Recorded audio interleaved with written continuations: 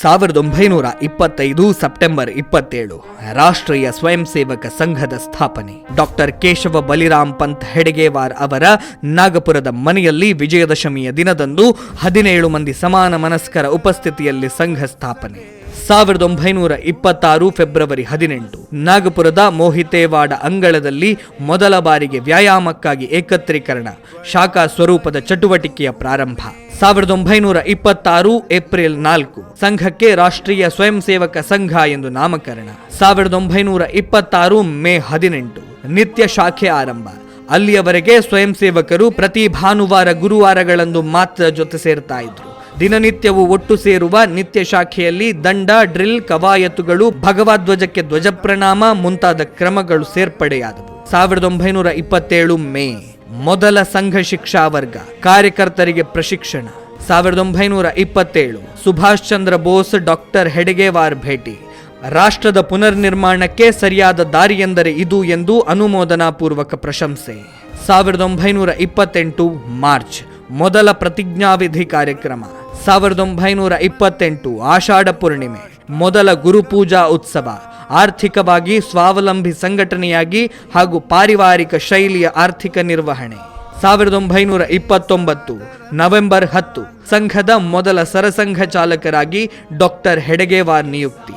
1930 ಮದನ ಮೋಹನ ಮಾಳವೀಯ, ವಿಠಲ್ ಭಾಯ್ ಪಟೇಲ್ ಮೊದಲಾದ ಗಣ್ಯರ ಸಂಘದ ಭೇಟಿ, ಅನುಮೋದನಾ ಪೂರ್ವಕ ಪ್ರಶಂಸೆ. 1930 ಜುಲೈ ಸರಸಂಘ ಚಾಲಕ ಜವಾಬ್ದಾರಿಯನ್ನ ಡಾಕ್ಟರ್ LV ಪರಾಂಜಪೆ ಅವರಿಗೆ ವಹಿಸಿಕೊಟ್ಟು ವೈಯಕ್ತಿಕ ನೆಲೆಯಲ್ಲಿ ಜಂಗಲ್ ಸತ್ಯಾಗ್ರಹದಲ್ಲಿ ಡಾಕ್ಟರ್ ಹೆಡಗೇವಾರ್ ಅವರು ಪಾಲ್ಗೊಂಡರು, ಜೈಲುವಾಸವನ್ನು ಅನುಭವಿಸಿದರು. 1931 ಫೆಬ್ರವರಿ 14 ಬಂಧನದಿಂದ ಡಾಕ್ಟರ್ ಹೆಡಗೇವಾರ್ ಬಿಡುಗಡೆ, ಮರಳಿ ಸರಸಂಘ ಚಾಲಕರಾಗಿ ಸಂಘದ ನೇತೃತ್ವ. 1932 ವಿಜಯದಶಮಿ ಡಾಕ್ಟರ್ ಹೆಡಗೇವಾರ್ ಮಾಧವ ಸದಾಶಿವ ಗೋಳ್ವಲ್ಕರ್ ಭೇಟಿ, ಪರಿಚಯ. 1934 ಡಿಸೆಂಬರ್ 25 ವಾರ್ಧಾದಲ್ಲಿ ನಡೆಯುತ್ತಾ ಇದ್ದ ಸಂಘ ಶಿಬಿರಕ್ಕೆ ಮಹಾತ್ಮ ಗಾಂಧಿ ಅವರ ಭೇಟಿ. 1936 ಅಕ್ಟೋಬರ್ 25 ರಾಷ್ಟ್ರ ಸೇವಿಕಾ ಸಮಿತಿಯ ಪ್ರಾರಂಭ, ವಾರ್ಧಾದ ಸಾಮಾಜಿಕ ಮುಂದಾಳು ವಂದನೀಯ ಲಕ್ಷ್ಮೀಬಾಯಿ ಖೇಳ್ಕರ್ ನೇತೃತ್ವ. 1937 ಅಕ್ಟೋಬರ್ ಕರ್ನಾಟಕದ ಚಿಕ್ಕೋಡಿಗೆ ಡಾಕ್ಟರ್ ಹೆಡಗೇವಾರ್ ಭೇಟಿ. 1937 ಡಿಸೆಂಬರ್ ಸಂಘದ ಶಾಖೆಗಳಿಗೆ ವೀರ ಸಾವರ್ಕರ್ ಭೇಟಿ. ಸಂಘವು ಹಿಂದೂ ಸಮಾಜದ ಮನುವಿನ ಮೀನು ಎಂದು ಹಾರೈಕೆ. 1939 ಫೆಬ್ರವರಿ ಸಿಂಧಿ ಬೈಠಕ್, ಸಂಘದ ಭವಿಷ್ಯದ ಯೋಜನೆಗಳ ರೂಪುರೇಷೆ ನಿರ್ಧಾರ, ಪರಿಷ್ಕೃತಗೊಂಡ ಸಂಘದ ಪ್ರಾರ್ಥನೆ, ಗಣವೇಶ ಇತ್ಯಾದಿ. 1939 ಪುಣೆ RSS ಶಿಬಿರಕ್ಕೆ ಡಾಕ್ಟರ್ BR ಅಂಬೇಡ್ಕರ್ ಭೇಟಿ. ಅಸ್ಪೃಶ್ಯತೆ ಮುಕ್ತ ಸಾಮರಸ್ಯಯುಕ್ತ ವಾತಾವರಣ ಕಂಡು ಸಂಘ ಕಾರ್ಯವನ್ನು ಪ್ರಶಂಸಿಸಿದ ಡಾಕ್ಟರ್ ಅಂಬೇಡ್ಕರ್. 1939 ಆಗಸ್ಟ್ 13 ಸರಕಾರ್ಯವಾಹರಾಗಿ ಶ್ರೀ ಗುರೂಜಿ ಅವರ ನಿಯುಕ್ತಿ. 1940 ಜೂನ್ 21 ಸಂಘಸ್ಥಾಪಕ ಡಾಕ್ಟರ್ ಹೆಡಗೇವಾರ್ ನಿಧನ. 1940 ಜುಲೈ 3 ಶ್ರೀ ಗುರೂಜಿ ಗೋಳ್ವಲ್ಕರ್ ನೂತನ ಸರಸಂಘ ಚಾಲಕರಾಗಿ ನಿಯುಕ್ತಿ. 1942 ಕ್ವಿಟ್ ಇಂಡಿಯಾ ಚಳುವಳಿಗೆ ಸ್ವಯಂ ಸೇವಕರಿಂದ ಸಹಕಾರ. 1946 ಆಗಸ್ಟ್ ಸಾಗರೋತ್ತರ ಸಂಘ ಕಾರ್ಯ ಆರಂಭ, ಹಡಗಿನಲ್ಲಿ ಮೊದಲ ಬಾರಿಗೆ ಸಂಘದ ಶಾಖೆ. 1947 ಜನವರಿ ಕೀನ್ಯಾದಲ್ಲಿ ಭಾರತೀಯ ಸ್ವಯಂ ಸೇವಕ ಸಂಘ ಎಂಬ ಹೆಸರಿನಲ್ಲಿ ಮೊದಲ ಸಂಘದ ಶಾಖೆ ಪ್ರಾರಂಭ. 1947 ಆಗಸ್ಟ್ ದೇಶ ವಿಭಜನೆಯ ಸಂದರ್ಭದಲ್ಲಿ ಹಿಂದೂ ಕುಟುಂಬಗಳಿಗೆ ಆಶ್ರಯ, ಅನೇಕ ಸ್ಥಾನಗಳಲ್ಲಿ ನಿರಾಶ್ರಿತ ಶಿಬಿರ, ಹಿಂದೂ ರಕ್ಷಣೆಗಾಗಿ ಕಟಿಬದ್ಧರಾದ ಸ್ವಯಂ ಸೇವಕರು. 1947 ಸೆಪ್ಟೆಂಬರ್ 14 ಸಂಘದ ಶಾಖೆಗೆ ಗಾಂಧಿ ಭೇಟಿಯ ಕುರಿತು ಪತ್ರಕರ್ತರೊಂದಿಗೆ ದೆಹಲಿಯ ಭಂಗಿ ಕಾಲೋನಿಯಲ್ಲಿ ಮಾಹಿತಿ ವಿನಿಮಯ. 1947 ಅಕ್ಟೋಬರ್ 17 ಭಾರತದೊಂದಿಗೆ ಕಾಶ್ಮೀರದ ವಿಲೀನಕ್ಕಾಗಿ ಕಾಶ್ಮೀರದ ಹರಿಸಿಂಗ್ರೊಂದಿಗೆ ಶ್ರೀ ಗುರೂಜಿ ಗೋಳ್ವಲ್ಕರ್ ಮಾತುಕತೆ. 1947-48 ಹಿಂದಿ ಪಾಕ್ಷಿಕ ಪತ್ರಿಕೆ ಆರ್ಗನೈಸರ್ ಜುಲೈ 3 1947 ಮತ್ತು ಪಾಂಚಜನ್ಯ ಜನವರಿ 14 1948 ಎಂಬ ಪತ್ರಿಕೆಗಳ ಪ್ರಾರಂಭ. ಕರ್ನಾಟಕದಲ್ಲಿ ವಿಕ್ರಮ ವಾರಪತ್ರಿಕೆಯ ಆರಂಭ. 1948 ಜನವರಿ 30 ಗಾಂಧಿ ಹತ್ಯೆಗೆ RSSನಿಂದ ಶ್ರದ್ಧಾಂಜಲಿ ಸಮರ್ಪಣೆ. 1948 ಫೆಬ್ರವರಿ 4 ಗಾಂಧಿ ಹತ್ಯೆಯ ಸುಳ್ಳು ಆರೋಪ. ಸಂಘದ ಮೇಲೆ ಮೊದಲನೇ ನಿಷೇಧ. 1948 ಫೆಬ್ರವರಿ 17 ಶ್ರೀ ಗುರೂಜಿ ಅವರ ಬಂಧನ, ಸಂಘ ಕಾರ್ಯದ ಮೇಲೆ ನಿರ್ಬಂಧ. 1949 ಜುಲೈ 12 ಸಂಘದ ಮೇಲಿನ ನಿಷೇಧ ತೆರವು, ಶ್ರೀ ಗುರೂಜಿ ಬಂಧಮುಕ್ತ. 1949 ಜುಲೈ 9 ಅಖಿಲ ಭಾರತೀಯ ವಿದ್ಯಾರ್ಥಿ ಪರಿಷತ್ ಸ್ಥಾಪನೆ. 1951 ಡಾಕ್ಟರ್ ಶ್ಯಾಮಾ ಪ್ರಸಾದ್ ಮುಖರ್ಜಿ ನೇತೃತ್ವದಲ್ಲಿ ಭಾರತೀಯ ಜನಸಂಘ ಸ್ಥಾಪನೆ. 1952 ನವೆಂಬರ್ ಗೋಹತ್ಯೆ ನಿಷೇಧಕ್ಕಾಗಿ ಆಗ್ರಹಿಸಿ ದೇಶದಾದ್ಯಂತ ಸಹಿ ಸಂಗ್ರಹ ಆರಂಭ. 1952 ಡಿಸೆಂಬರ್ 7 ಸುಮಾರು 85,000 ಊರುಗಳ 1,75,29,813 ಜನರ ಗೋಹತ್ಯೆ ನಿಷೇಧದ ಸಹಿಯನ್ನ ರಾಷ್ಟ್ರಪತಿ ಡಾಕ್ಟರ್ ರಾಜೇಂದ್ರ ಪ್ರಸಾದರಿಗೆ ಸಲ್ಲಿಕೆ. 1952 ವಿದ್ಯಾಭಾರತಿ ಸರಸ್ವತಿ ಶಿಶು ಮಂದಿರ ಪ್ರಾರಂಭ. 1952 ಡಿಸೆಂಬರ್ ವನವಾಸಿ ಕಲ್ಯಾಣಾಶ್ರಮದ ಪ್ರಾರಂಭ. 1955 ಜುಲೈ 23 ಭಾರತೀಯ ಮಜ್ದೂರ್ ಸಂಘದ ಪ್ರಾರಂಭ. 1962 ಭಾರತ ಚೀನಾ ಯುದ್ಧ, ಭಾರತೀಯ ಸೈನ್ಯಕ್ಕೆ ಸಹಾಯ ಮಾಡಿದ ಸಂಘದ ಸ್ವಯಂ ಸೇವಕರು. 1963 ಜನವರಿ 26 ಪ್ರಧಾನಿ ನೆಹರು ಸೂಚನೆ ಮೇರೆಗೆ ಗಣರಾಜ್ಯೋತ್ಸವ ಪೆರೇಡ್ ಪಥಸಂಚಲನದಲ್ಲಿ 3,000 ಸ್ವಯಂ ಸೇವಕರು ಭಾಗಿ. 1964 ಕೃಷ್ಣ ಜನ್ಮಾಷ್ಟಮಿ, ವಿಶ್ವ ಹಿಂದೂ ಪರಿಷತ್ ಸ್ಥಾಪನೆ. 1965 ರಾಷ್ಟ್ರೋತ್ಥಾನ ಪ್ರಾರಂಭ, ರಣವೀಳ್ಯ ಪ್ರಕಟಣೆ, ಉತ್ಥಾನ ಮಾಸಪತ್ರಿಕೆ ಪ್ರಾರಂಭ.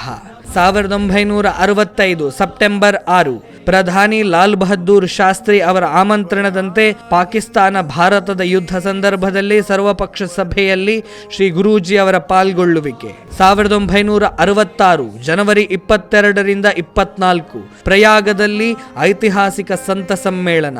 ವಿಭಿನ್ನ ಧಾರ್ಮಿಕ ಆಧ್ಯಾತ್ಮಿಕ ವಿಚಾರಧಾರೆಗಳಿಗೆ ಸೇರಿದ ಮಠಾಧೀಶರು, ಧರ್ಮಾಚಾರ್ಯರು, ಸಾಧು ಸಂತರು ಒಂದೇ ವೇದಿಕೆಯಲ್ಲಿ ಒಟ್ಟಾಗಿ ಸೇರಿದರು.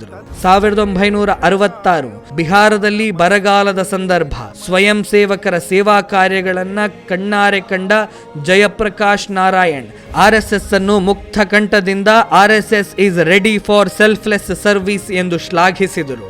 1969 ಉಡುಪಿಯಲ್ಲಿ ವಿಹಿಂಪ ನೇತೃತ್ವದಲ್ಲಿ ಐತಿಹಾಸಿಕ ಸಂತ ಸಮ್ಮೇಳನ, ಹಿಂದವ ಸೋದರ ಸರ್ವೇ ಉದ್ಘೋಷ.